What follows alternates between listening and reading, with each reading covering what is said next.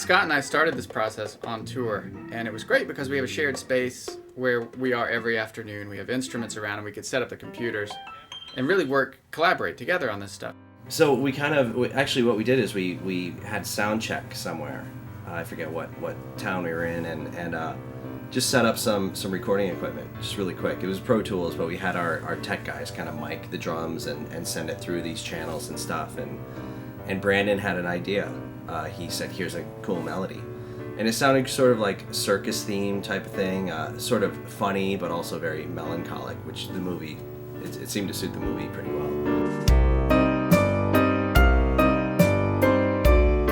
So, and I instantly heard drum lines. So I said, let me put some drums down. We just started recording this thing, and that kind of turned into, like, Brandon's melody kind of turned into the theme melody of the whole movie.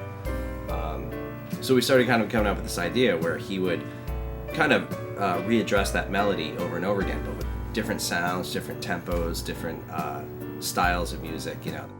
Scene where Ryan has decided to stay home for the first time and hasn't told Amy.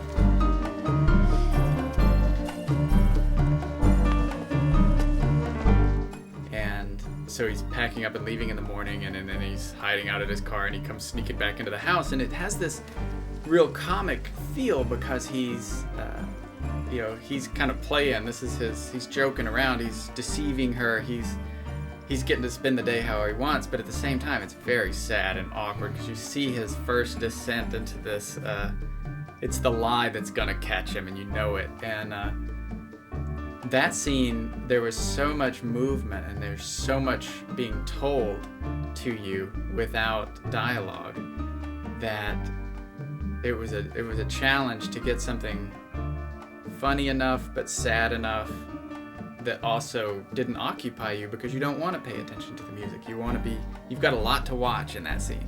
You know, that to me was probably the most difficult piece to get just right.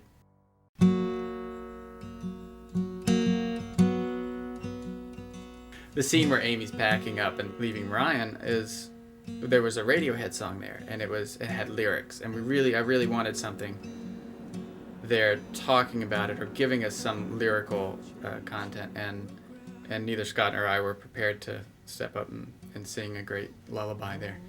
So we actually wrote that song in the lounge of the recording studio while we were recording a Train song out here in LA. And so I had Pat and I had Jimmy around, and what I did, because I had in mind that he could be that he would be great for this little thing, and I wanted him to sing something, but I didn't know what. And I pulled him over to the corner and showed him the movie clip really quickly without the music. And I played him a little bit of the Radiohead song that was there to get my point across about the feel of it and what that was evoking. And he just quickly came up with the lyrics for that piece. He's so good at that, of taking something and running with it real quick. The change hit the ground and rolled onto you. These voices keep talking. Is anything true? Is anything true?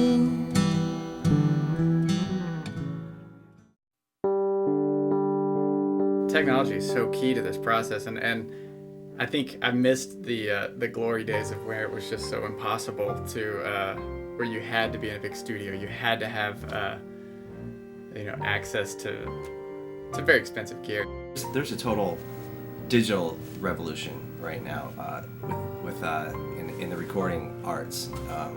I mean, what I find most interesting about working with Pro Tools and stuff like that is the ability to cut and paste and loop, and I mean, we can just put together like basic tracks so fast. Just sitting backstage, we can just like put these drum sounds together, put the bass track over it, and just like kind of the general melodic idea, and then experiment with sounds and stuff like that, all just like on our laptop.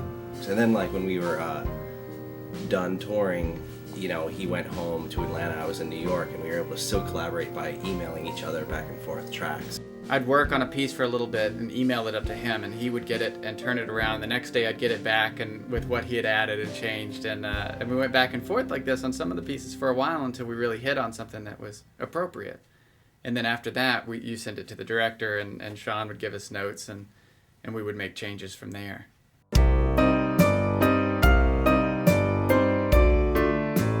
A great score is one you never really are aware of when it's happening, that you only feel, and you feel it as a compliment to the film. And I've sat through movies where the score is so prevalent and overwhelming, and that's not effective to me. That's not a good score. And so it's such an interesting challenge, and it's different than the other modes of my life where I'm either composing or I'm performing music with a capital M. It's the most important thing. It's what you're doing, and it has to stand on its own. And that's the thrill of film, of any music for image, for TV or film, is that it's really has to do this incredible job and almost not get noticed.